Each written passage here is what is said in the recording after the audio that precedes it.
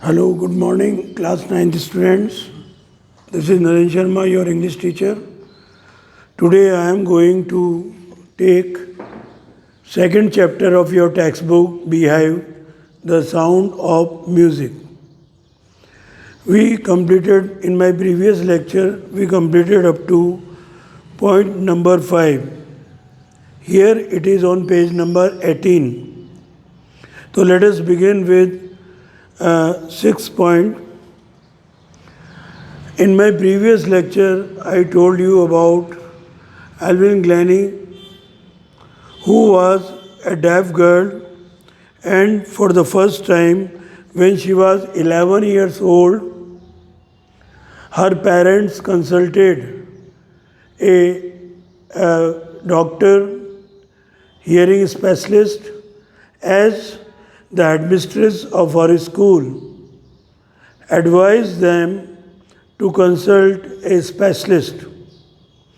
जैसा कि पिछले लेक्चर में मैंने आपको बताया था कि एल्विन ग्लेनी, जो कि एक सामान्य स्कूल में पढ़ती थी, ठीक है, तो उसकी बहरेपन के बारे में जब वो 8 साल की थी और पियानो बजाने का इंतज़ार कर रही थी, तो जब उसके माता पिता ने उसको पुकारा पियानो बजाने के लिए, तो उनको ऐसा प्रतीत हुआ कि एल्विन जो है उनकी आवाज़ को नहीं सुन रही है, ठीक है।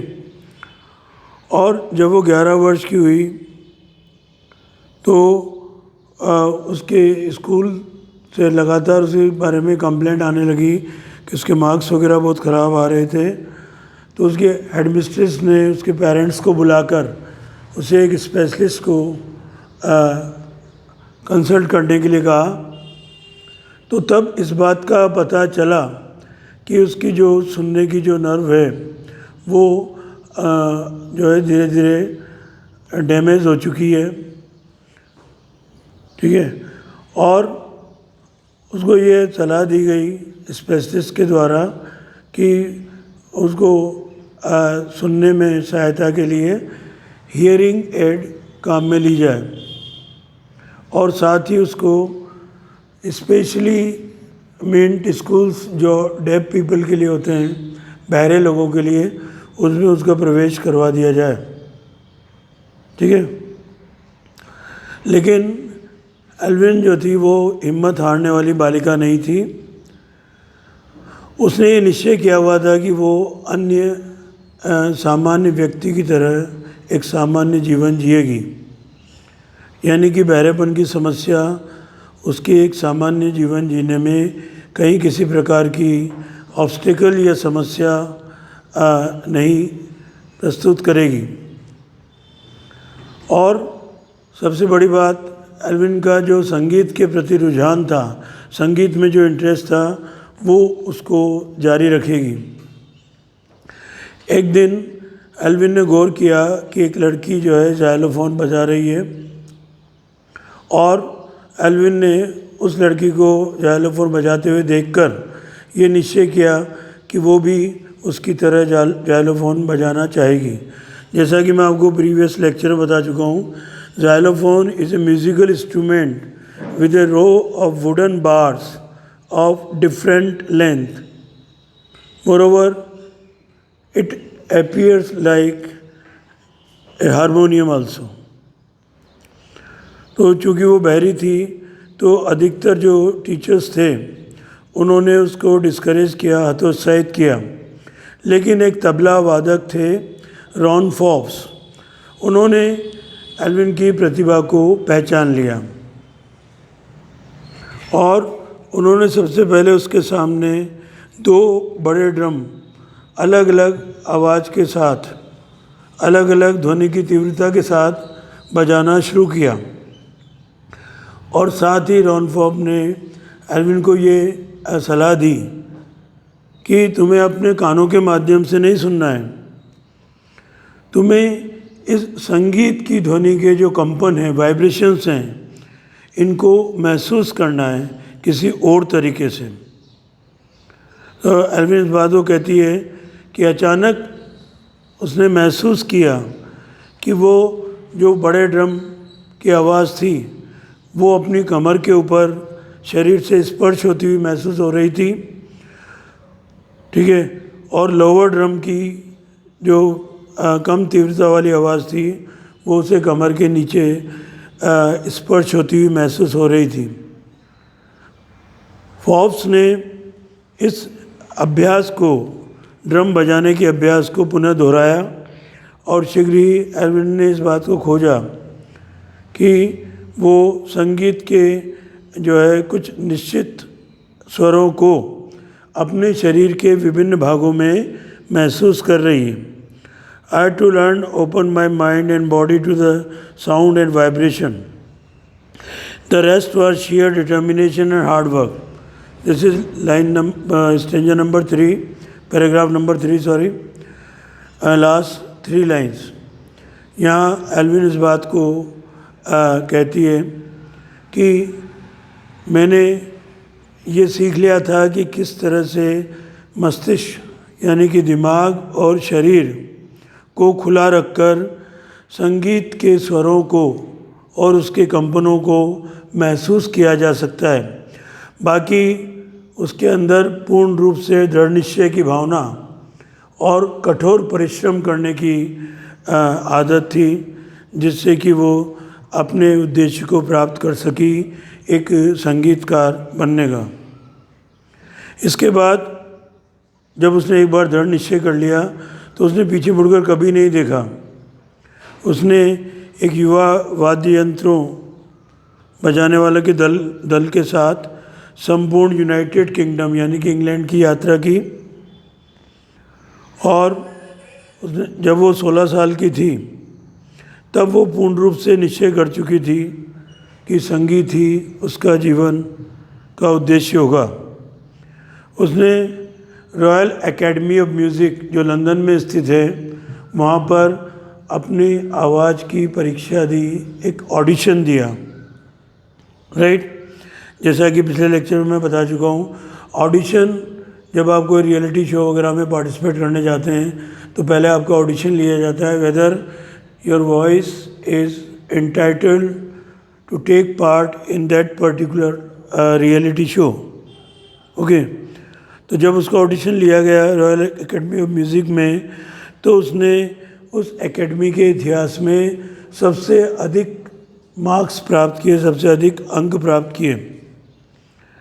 इसके बाद धीरे धीरे जो वाद्य यंत्र बजाने वालों के दल के साथ जो वो काम कर रही थी, तो उसके बाद उसने ये निश्चय किया कि वो अपनी सोलो परफॉर्मेंस देगी। सोलो परफॉर्मेंस से तात्पर्य अकेले किसी चीज़ की प्रस्तुति देना, ओके। और 3 साल का उसने रॉयल एकेडमी ऑफ म्यूज़िक से कोर्स किया और उस दौरान उसने सर्वोच्च पुरस्कार उस संस्था में प्राप्त किए। और इतना सब कुछ होने के बावजूद एल्विन में किसी प्रकार की कोई घमंड की भावना नहीं थी कि उसने ये महान उपलब्धि बहरे होने के बावजूद संगीतज्ञ बनने की प्राप्त कर ली है। एल्विन इस बारे में कहती है कि यदि आप कठिन परिश्रम करते हैं और आपको ये पता है कि आपको कहाँ जाना है, तो आप निश्चित रूप से वहाँ पर पहुँच जाएंगे। और मेहनत के बल पर वो संगीत के सर्वोच्च शिखर पर पहुँची और जो है वो बहुत सी संगीत के वाद्य यंत्र बजाने वाली मल्टी परकशनिस्ट, विभिन्न प्रकार के तबले वगैरह और अन्य वाद्य यंत्रों को बजाने वाली संगीत की कलाकार बनी। और उसने हजारों विभिन्न प्रकार के संगीत के वाद्य यंत्रों को बजाने में काबिलियत हासिल की। और उसके बाद उसका एक अत्यधिक थका देने वाला अंतर्राष्ट्रीय प्रस्तुति के कार्यक्रमों का एक शेड्यूल बन गया। Up to this I done in your previous lecture. यहाँ तक प्रीवियस लेक्चर में आपको बताया हुआ है। मैंने ब्रीफली रिवाइज इसलिए किया ताकि आपका कंटिन्यूटी मेंटेन रहे। It is intriguing to watch Elvin function so effortlessly without hearing. Intriguing means fascinating, attracting, आकर्षित करने वाला और जिज्ञासा उत्पन्न करने वाला। तो ये बात आकर्षक और जिज्ञासा उत्पन्न करने वाली थी। देखना एल्विन को बिना किसी विशेष प्रयास के और बिना सुनने की क्षमता रहते हुए भी विभिन्न प्रकार के वाद्य यंत्र को बजाना।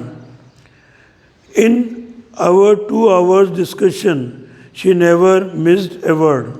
2 घंटे के विचार विमर्श के दौरान एक भी शब्द जो है एल्विन के द्वारा बोलने में चूक नहीं हुई। Man with bushy beard give me trouble she laugh. Evelyn इस बात को हंसते हुए कहती है कि घनी दाढ़ी वाले जो व्यक्ति हैं वो मुझे बात बात पर टोक कर मेरे सामने समस्या या मुश्किल खड़ी करते हैं। ऐसा एल्विन ने हंसते हुए कहा। It is not just watching the lips, it is the whole face, especially the eyes. कोई संगीत की प्रस्तुति दे रहा है तो केवल मात्र उसके होठों को देखना ही पर्याप्त नहीं है, उसके संपूर्ण चेहरे को देखा जाए, विशेष रूप से उसके आइज़ मोमेंट को जब वो संगीत की प्रस्तुति दे रहा है। She speak flawlessly with A Scottish lilt. Lilt means A way of speaking, बोलने का तरीका। क्योंकि वो स्कॉटलैंड को बिलोंग करने वाली कृषक परिवार की बालिका थी, तो वो इस बात को कहती है कि वो धारा प्रवाह बिना रुके हुए, बिना कोई गलती, फ्लॉलेसली मीन्स विदाउट ए फॉल्ट और मिस्टेक, वो आराम से स्कॉटिश उच्चारण के साथ बोल सकती थी। साथ ही एल्विन ने इस बात को कहा कि my speech is clear because I could hear till I was 11। Evelyn इस बात को कह रही है कि मेरी जो बोलने की क्षमता है वो बिल्कुल स्पष्ट थी। ठीक है, 11 वर्ष की अवस्था तक जब फाइनली वो बहरी नहीं हुई थी, बराबर वो सुन पाती थी। She says but that doesn't explain how she manage to learn French and master basic Japanese. Okay, आगे एल्विन इस बात को कहती है कि कैसे उसने इस बात की व्यवस्था की। इस बात को समझाते हुए वो कहती है कि स्कॉटिश लैंग्वेज के साथ साथ उसने अपने कठिन परिश्रम और प्रयास के बदौलत जो है फ्रेंच और जापानीज़ भाषा को बोलना सीखा, और न केवल बोलना सीखा बल्कि उसने इस बारे में महारत हासिल की। So in addition to Scottish language, Elvin was having a mastery over French and Japanese language. As for music, she explained, it pours in through every part of my body. जहाँ तक संगीत की बात थी, as far as the field of music was concerned, she just said that it appears to her as if the vibration of the sound of melodious voice or music was felt by her in each and every part of her body. उसको ऐसा लगता था कि संगीत के ध्वनि के कंपन उसके प्रत्येक शरीर के भाग के माध्यम से वो महसूस कर रही थी। It tingles in the skin. टिंगल का मतलब चुभना। Cause a slight pricking or stinging sensation. टिंगल मतलब कोई बात, आप कोई साउंड वाइब्रेशन या कोई चीज़ आपकी स्किन पे चुभती हुई सी महसूस हो रही है, that is called tingle. Okay, my cheek bones and even in my hair. ऐसा प्रतीत होता था एल्विन को कि संगीत की ध्वनि का कंपन उसकी त्वचा पर, उसके गालों की हड्डियों के यहाँ और यहाँ तक कि उसके बालों में महसूस हो रहा है। When she plays the xylophone, she can sense the sound passing up to the stick into her fingertips.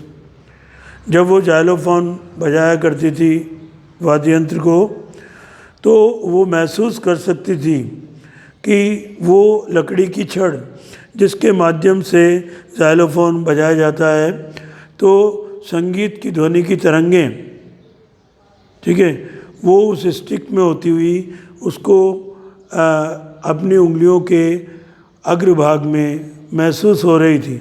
She was just realising that, she was just sensing that the sound passing up the stick into her fingertip. Fingertip means उंगलियों का अग्रभाग. By leaning against the drums she can feel the resonance flowing into her body. Resonance जिसे कहते हैं नाद या गूंज, echoes of sound. As you know, we are having a famous coaching in Kota whose name is Resonance. Okay. तो जब वो drum बजाते समय नीचे की ओर झुकती थी, तो वो महसूस कर सकती थी कि ड्रम की संगीतमय ध्वनि की गूंज, ध्वनि के कंपन जो है उसके शरीर में उसको स्पर्श करते हुए महसूस होते थे. On A wooden platform she removes her shoes so that the vibration pass through her bare feet and up her legs. लकड़ी के प्लेटफॉर्म पर जब वो अपनी संगीत की प्रस्तुति देने के लिए मंच पर खड़ी होती थी, तो वो उस समय अपने जूते उतार दिया करती थी, जिससे कि संगीत की ध्वनि के कंपन जो है उसके नंगे पैरों से होते हुए, उसके पैरों के माध्यम से होते हुए शरीर में महसूस हो सके. Not surprisingly Elvin delights her audiences. Delight means to provide joy and happiness, आनंद की अनुभूति करवाना. तो ये आश्चर्यजनक बात नहीं है कि एल्विन अपने श्रोताओं को संगीत की प्रस्तुति देकर आनंद की अनुभूति करवाती थी. इन 1991 she was presented with the royal Philharmonic societies prestigious soloist of the year award. 1991 में एल्विन को दिया गया रॉयल फिलहार्मोनिक सोसाइटी का प्रतिष्ठित एकल संगीतज्ञ का पुरस्कार 1991 के वर्ष के लिए. Says master percussionist James blade. और इस बारे में जो तबला वादक थे जेम्स ब्लेड, वो कहते हैं, God may have taken her hearing but he has given her back something extraordinary. भगवान ने चाहे उससे एल्विन से उसकी सुनने की क्षमता ले ली, लेकिन भगवान के द्वारा बदले में उसको कुछ असाधारण चीज़ें, असाधारण प्रतिभा, असाधारण योग्यता दी गई. What we hear she feels. जो कुछ हम सुनते हैं एल्विन उस चीज़ को महसूस करती थी. सामान्यतः लोग संगीत को सुनकर आनंद लेते हैं, लेकिन एल्विन जो थी वो संगीत की ध्वनि के तरंगों को, उसके कंपन को महसूस करके आनंद लेती थी. For more deeply than any of us. हम सब में सबसे अधिक गहराई पूर्वक वो संगीत को महसूस करती थी. That is why she expresses music so beautifully. और इसी कारण की वजह से वो इतनी सुंदरता पूर्वक संगीत की अभिव्यक्ति करती थी, संगीत के विभिन्न वाद्य यंत्रों को बजाकर अपनी प्रस्तुति देती थी. Evelyn confesses that she is something of a workaholic. Workaholic means a person who finds it difficult to stop working. मतलब कार्य के प्रति लगन रखने वाला व्यक्ति जो अपने आप को उस पर्टिकुलर कार्य को करने से रोक ना सके, कार्य करना जिसकी प्रवृत्ति हो, वर्क एहोलिक। ओके, कन्फेसिस मतलब स्वीकार करना। एल्विन इस बात को स्वीकार करती है कि उसमें कार्य के प्रति समर्पण की भावना थी। वो अपने आप को किसी भी कार्य को करने में, चाहे वो संगीत के वाद्य यंत्रों का अभ्यास हो या कोई हो, वो अपने आप को काम करने से रोक नहीं पाती थी। I just go to work often harder than classical musician. मैं केवल काम करना प्रारंभ कर दिया करती थी और मेरा काम अक्सर अधिक कठिन परिश्रम पूर्वक होता था, अधिक कठोर होता था, जो शास्त्रीय वाद्य यंत्र बजाने वाले संगीतकार होते हैं उनकी तुलना में। क्लासिकल म्यूजिशियन मीन्स शास्त्रीय संगीत बजाने वाले कलाकार। But the rewards are enormous. Evelyn इस बात को कहती है कि अपनी संगीत की साधना के सफ़र में उसको बड़ी मात्रा में, enormous means in a big quantity, पुरस्कार उसे प्राप्त हुए। Apart from the regular concerts, concerts means musical presentation, संगीत सभा, तो नियमित संगीत सभाओं के अलावा, अपार्ट मीन्स अलावा, Evelyn also gives free concerts in prisons and hospitals. Evelyn नियमित संगीत सभाओं में प्रस्तुति के अलावा जो है जेल में कैदियों के लिए और अस्पतालों में रोगियों के लिए भी संगीत के कार्यक्रम प्रस्तुत करती थी। She also gives high priority to classes for young musician. और उसने युवा संगीतकारों को संगीत का प्रशिक्षण देने को सर्वोच्च प्राथमिकता दी। Ann Richlin of Beethoven fund for deaf children says. Ann Richlin जो कि Beethoven fund for deaf children से संबंधित एक संस्था है, एन रिचलिन कहती है कि she is a shining inspiration for deaf children. वो ये कहती हैं कि बहरे बच्चों के लिए एल्विन ग्लैनी जो है वो एक बहुत बड़ी प्रेरणा का स्रोत थी। They see that there is somewhere that they can not go. वो इस बात को देखते हैं, there is no where that they can not go.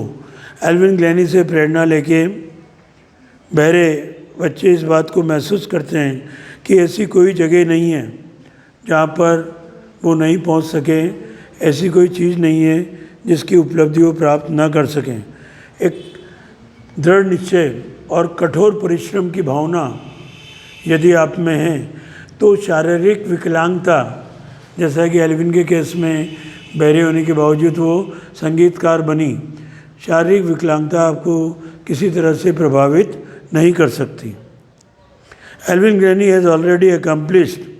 Accomplish means to complete successfully, सफलतापूर्वक किसी काम को पूरा करना, accomplished.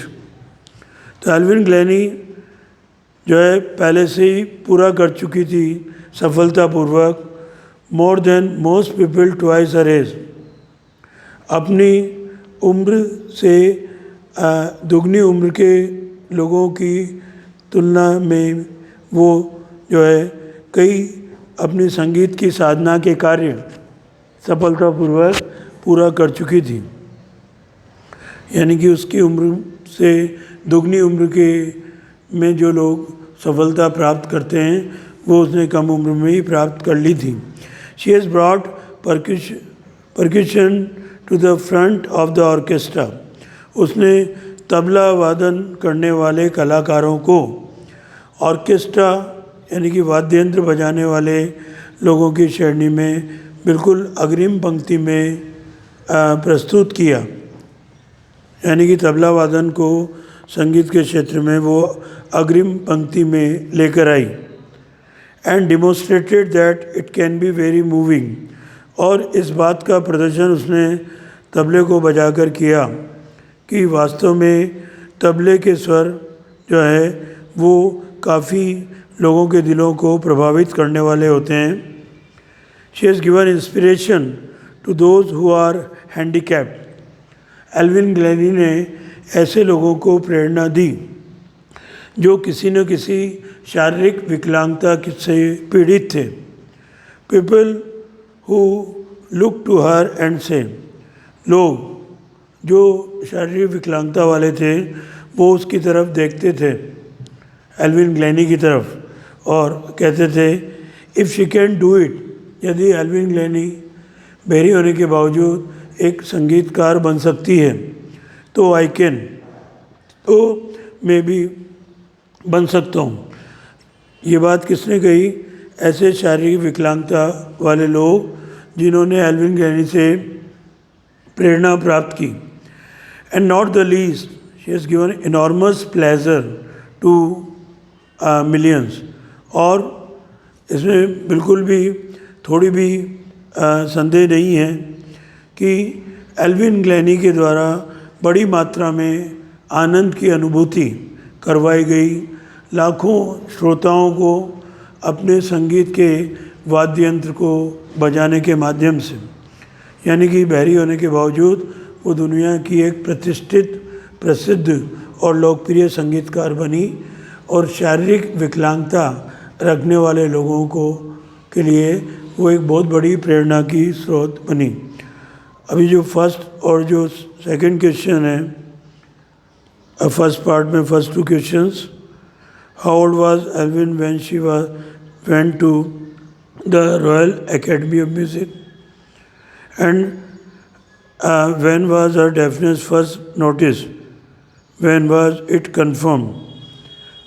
Okay, so this you have to do as your homework. And second part, these two questions. Okay, you can take help of any help book that you are having. And moreover, you have to go through the chapter. The questions are quite simple. You can do it yourself. Okay. That's all about this chapter, and we'll take the second part of this chapter in the next lecture. Thank you all.